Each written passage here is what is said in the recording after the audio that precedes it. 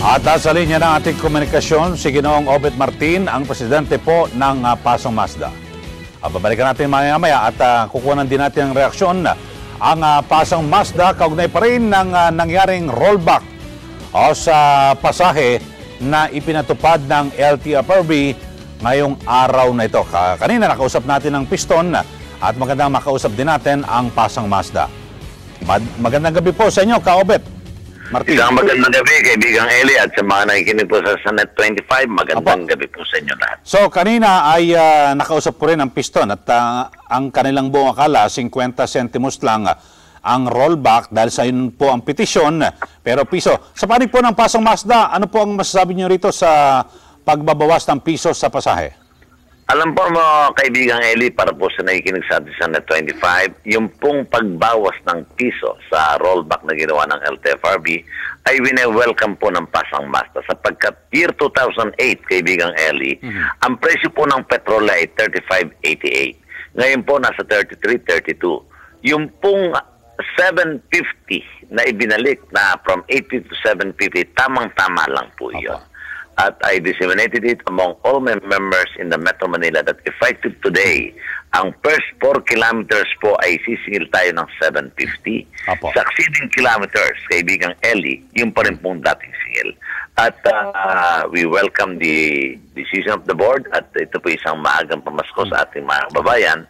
At alam ko po na sa pamamagitan ng ating television Net 25 ay makakarating sa kanila ang kaalaman na ang Pasong Mazda po ay para sa transportasyon at para sa mga commuters. So, okay naman pala sa inyo, no? Pero dito ho, at may binabanggit kayo maganda yung panukala nyo, Ka-Obet, na automatic na po yung adjustment. Ano ho ba ang sabi rito ng LTFRB? Well, kaibigang Eli, salamat. Doon po sa ipinal namin reinstitutionalization of fare matrix mechanism. Para hindi na po tayo mahirapan, hindi na po mahirapan ng mga grupo ng transportasyon.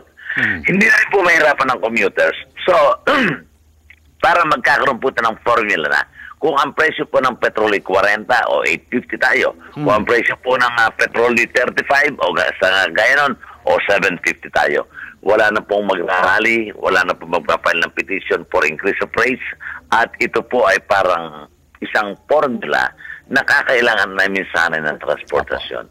Pero ano ho ba ang tugon dito ng LTFRB, Ka-Obet? Sa ngayon po ay maganda ang tugon ng Chairman Hines, kausap ko siya kahapon at pinai-study na po ito sa UP. At palagay ko po, kaibigang Eli, sa pamamagitan po ng inyong telebisyon, kayo po ang una, ito po ay patutupad siguro by next year. Nang hindi na po tayo nagkukumagkag pagka tumaas ang presyo, magpapile kami ng formal petition for increase of rates.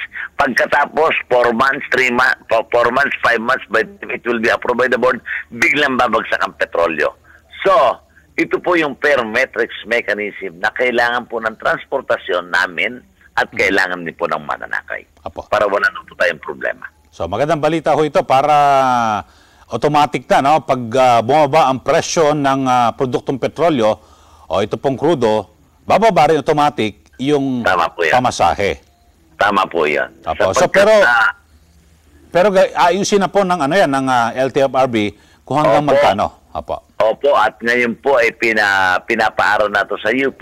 Ito naman pong magiging basehan nito, kaibigang Eli, yung po mga previous approval ng mga chairman at board ng mga nakaraang mga 1995, 1980s, up to the present, yun po ang magiging basehan nila.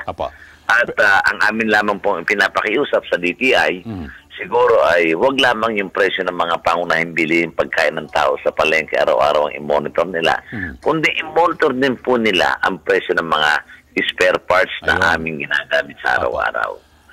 Pero may ibang po ito. Kaugnay po ito doon sa aming nagiging problema bilang operador ng ating transportasyon. Pero Kaugnay, may mga nagsasabi na parang ang mga jeepney operators and drivers lang ang napaginitan dahil sa ito lang ang ibinaba ang pamasahe. Yung iba pang mga transport groups, katulad po sa mga bus at taxi, ay hindi sila pinababa. So, para makinabang po ang lahat ng mga mananakay.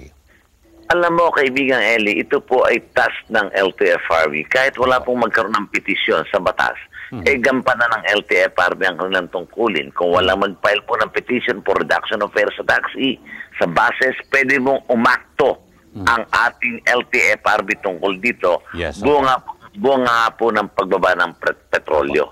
At pwede silang mag-rule na ito na ang ating pamasahe sa bus, ito na ang pamasahe sa taxi. At iyan po ay kailangan gampanan nila bilang sila po ang aming regulated tayo ng board at sila din po ang nagbibigay ng aming mga prangkisa. Okay, Kaobet, salamat po sa inyong oras dito po sa Net 25. Magandang gabi po sa inyo.